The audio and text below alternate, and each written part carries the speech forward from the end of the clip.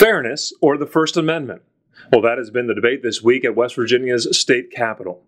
On Tuesday of this week, a few same-sex activists gathered under the Golden Dome to demand that no one should be fired simply for being a homosexual. But when the bill was actually introduced on Thursday, it went a great deal farther than that.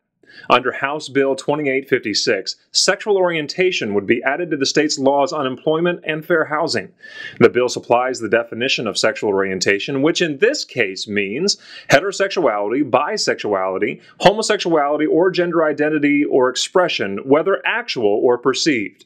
Now, reframing sexuality in terms of a state of mind rather than a biological fact creates a lot of problems, especially for businesses and ministries. We believe that all business owners and ministry leaders are protected under the First Amendment, and that these non-discrimination laws are as bad for freedom as they are bad for business. West Virginians should be free to live, to learn, and do business according to their faith, not fear claims of discrimination for simply being a person of faith in public.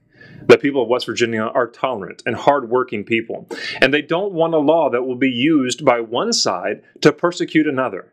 They are tired of being called bigots or homophobic for simply living life and doing business according to their faith. But that's not what Coy Flowers, the head of Fairness West Virginia, thinks. This is what he said to me during our recent debate on Metro News Talkline.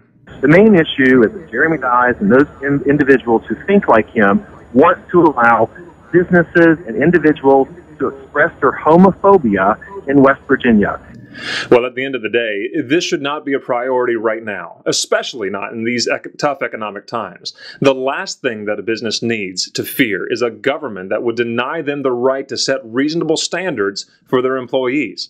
In the next week, we will be evaluating this bill still further, including how it might impact your school and even your local rest area. Be sure to visit familypolicywv.com/action to learn more.